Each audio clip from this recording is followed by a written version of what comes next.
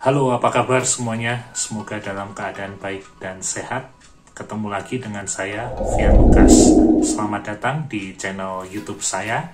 Di channel YouTube ini kita akan sama-sama belajar tentang materi ekonomi. Selama kurang lebih 1 semester ini kita akan belajar melalui pembelajaran online. Jadi materi ekonomi akan lebih banyak saya share di channel YouTube saya. Selamat mengikuti, selamat belajar, dan jangan lupa subscribe. Hari ini kita akan belajar materi tentang pendapatan nasional. Selamat belajar dan selamat mengikuti. Pengertian pendapatan dari segi ilmu ekonomi. Pendapatan adalah nilai maksimum yang dapat dikonsumsi oleh seseorang dalam seminggu dengan mengharapkan keadaan yang sama pada akhir periode, seperti keadaan semula. Konsep pertama, Y sama dengan C. Keterangannya adalah sebagai berikut. Y artinya adalah yield, simbol dari pendapatan.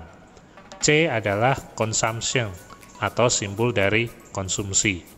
Pada saat Y sama dengan C, konsumen akan mendapatkan kepuasan maksimal, karena dapat menggunakan seluruh pendapatannya untuk kegiatan konsumsi. Konsep berikutnya adalah Y sama dengan C ditambah dengan S. Lalu ada juga konsep Y sama dengan C ditambah I. Di sini simbol Y masih sama, menunjukkan simbol dari yield atau pendapatan.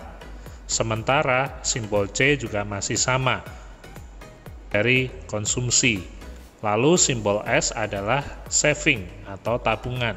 Sementara untuk simbol I adalah investasi. Untuk konsep yang pertama, Y sama dengan C ditambah S, pendapatan yang diterima oleh konsumen sebagian besar digunakan untuk kegiatan konsumsi, sementara sisanya dilakukan saving atau tabungan. Lalu konsep yang kedua, pendapatan yang diterima oleh konsumen digunakan untuk konsumsi. Setelah itu, jika masih ada sisa, maka sebagian dari pendapatan itu digunakan untuk investasi. Dalam konsep ilmu ekonomi, Y sama dengan C ditambah S atau Y sama dengan C ditambah I, seolah-olah antara saving dan investasi mempunyai arti dan kedudukan yang sama. Padahal antara saving dan investasi mempunyai arti yang berbeda. Saving digunakan untuk memenuhi kebutuhan jangka pendek, dan kebutuhan saving digunakan untuk kegiatan konsumsi. Saving memiliki resiko yang lebih kecil daripada investasi. Sementara di dalam investasi, penanaman modal atau penyimpanan uang dalam jangka waktu yang lebih panjang. Investasi digunakan untuk mendapatkan keuntungan atau melipat gandakan kekayaan, dan investasi memiliki resiko yang lebih besar daripada tabungan. Jadi, dapat disimpulkan antara saving dengan investasi memiliki arti yang berbeda.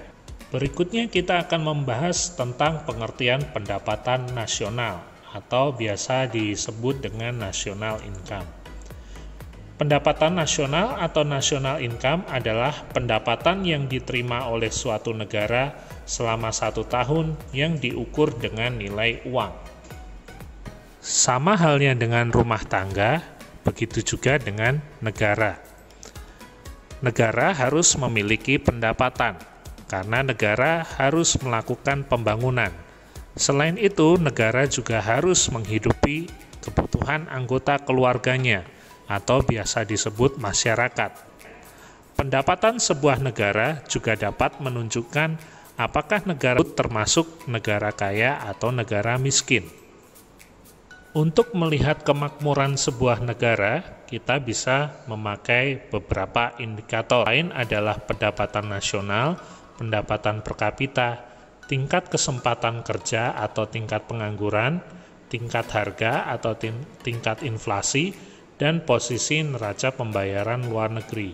Dan yang paling banyak diperhatikan dalam ilmu ekonomi untuk mengukur tingkat kemakmuran suatu negara adalah pendapatan nasional.